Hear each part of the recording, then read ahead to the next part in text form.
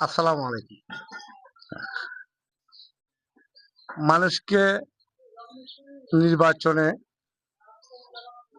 মুখী করার জন্য আমরা যে সমস্ত উদ্যোগ গ্রহণ করেছি তার মধ্যে প্রথম হচ্ছে আমরা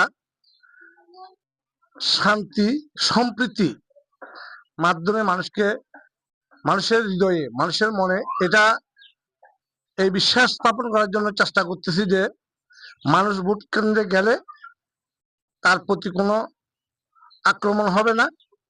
মানুষ অবাধ স্বাধীনভাবে গিয়ে যার ভোট তাকে দিতে পারবে।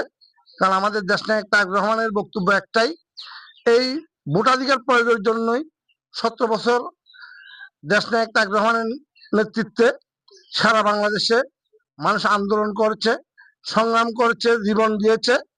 তাই আমরা এই বাঘাইছড়িতে এখানে আমরা আওয়ামী লীগ, জাতীয় পার্টি, জামাত ইসলাম,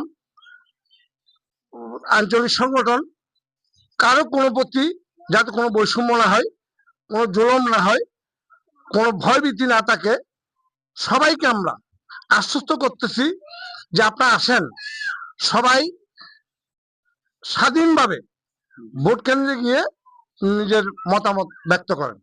দেখেন, গত আওয়ামী লীগ ফ্যাসিস্ট সরকারের আমলে আওয়ামী লীগের কর্মীরা নির্বাচন আসলে আমরা সহ অর্থাৎ আওয়ামী বিরোধী জনগোষ্ঠীকে বলতো আপনারা কেন্দ্রে যেতে হবে না, আপনাদের ভোট আমরা পেয়ে গেছি। এবং আমরা নির্বাচনের 10-15 দিন আগে থেকে ঘরে থাকতে পারতাম না, আবার নির্বাচনের পরেও 10-12 দিন ঘরে থাকতে পারতাম না। আমরা সেই গভীর জঙ্গলে চাকমা বাড়িতে গিয়ে আমরা রাত্রি যাপন করতাম।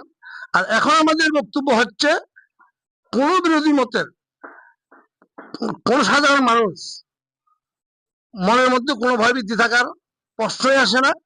সবাই উৎসব মুখর পরিবেশ আমরা তৈরি করেছি এবং উৎসব মুখর পরিবেশে বর্তমানে বাঘাইছড়িতে সবাই আনন্দ উল্লাসের মাধ্যমে নির্বাচনের প্রস্তুতি গ্রহণ করছে। আমরা বিরোধী মতে যারা আছে সকল সাধারণ নাগরিককে আমরা এই বলে উদ্বুদ্ধ করতেছি যে আপনারা সবাই স্বাধীনভাবে 12 তারিখ সকাল 7টায় ভোট কেন্দ্রে যাবেন। ভোট কেন্দ্রে গিয়ে আপনার পছন্দের ব্যক্তিকে, আপনার যাকে খুশি তাকে আপনার পছন্দের ভোটটি দিয়ে আপনার পছন্দের মানুষকে আপনি বিজয়ী করবেন। আমরা কারো ব্যক্তি স্বাধীনতা খর্ব করতে চাই না, কারো ব্যক্তি স্বাধীনতা খর্ব হোক এটা আমার দেশনায়ক তারেক রহমানের নীতিতে নাই।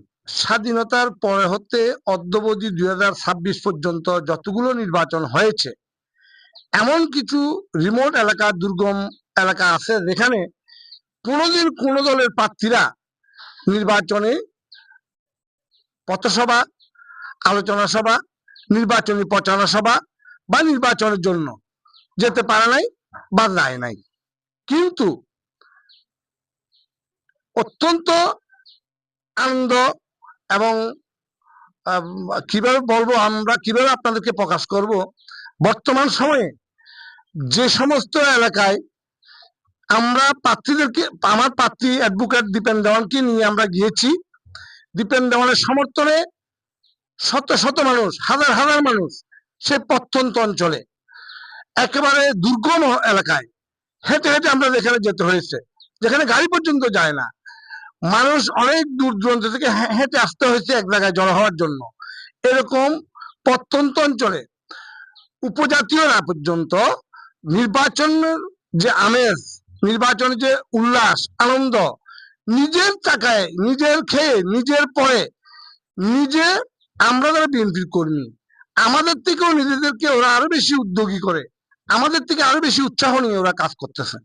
ওরা আমাদের, আমরা যে কাজ করি, আমার মনে হয় আমাদের থেকে তারা আরো শতগুণ বেশি উদ্যোগ নিয়ে এবং উৎসাহ নিয়ে কাজ করতেছে এবং বিএনপিকে ভোট দেওয়ার জন্য অধীর আগ্রহী এরা একে অপরকে বরাবরই বুঝাবুঝি করতেছে। এবং বিএনপিকে এই রাঙামাটি আসনে ইতিপূর্বে যত সংসদ সদস্য নির্বাচিত হয়েছে, যত দলেরই সংসদ সদস্য নির্বাচিত হয়েছে, আমি মনে করি এই 2026 সালের নির্বাচনে তারেক রহমান এমন এক প্রার্থীকে নমিনেশন দিয়েছে, যিনি সাবেক যুগ্ম জেলা জজ অ্যাডভোকেট দীপেন দেওয়ান, রাঙামাটি জেলার জন্য একজন অবিসংবাদিত সামাজিক ব্যক্তিত্ব, বিনয়ী, আইনজ্ঞ এবং সর্বজন নন্দিত ও গ্রহণযোগ্য একজন ব্যক্তি, যার কথা শুনে আপামর জনসাধারণ, সকল জাতিগোষ্ঠী, সকল ধর্ম বর্ণ, নারী পুরুষ উভয়ই দীপেন দেওয়ানকে এক নজর দেখার জন্য, যেভাবে আমরা দেখলাম রাস্তার মধ্যে হুমড়ি হয়ে পড়েছে শত শত লোক। আমরা যেখানে 10টায় যেতে যাব বলছি, ওখানে আমাদেরকে 3টা 4টা পৌঁছতে হয়েছে। এই যে 4-5 ঘন্টা মানুষ না খেয়ে রোদের মধ্যে বসেছিল, যেখানে আমরা 3টায় যাব বলছি, ওখানে আমরা রাতে 8টায় গেছি, তখন মানুষ বসে রয়েছে। শত শত হাজার হাজার মানুষের এই আগ্রহ উৎসাহ দেখে আমরা খুশিতে আত্মহারা। আমরা মনে করি এবার রাঙ্গামাটি আসনটি যতজনেই এমপি হয়েছেন তার দ্বিগুণ ভোট নিয়ে, সর্বোচ্চ ভোট দিয়ে রাঙ্গামাটিবাসী আমাদের দেশ নায়ক, আগামী দেশের প্রধানমন্ত্রী জনাব তারেক রহমানকে সর্বোচ্চ ভোট দিয়ে অ্যাডভোকেট দীপেন দেওয়ানের হাতকে শক্তিশালী করে অ্যাডভোকেট দীপেন দেওয়ানের এই আসনটি আমরা তারেক রহমানের হাতে তুলে দিতে পারবো বলে আশা ব্যক্ত করি।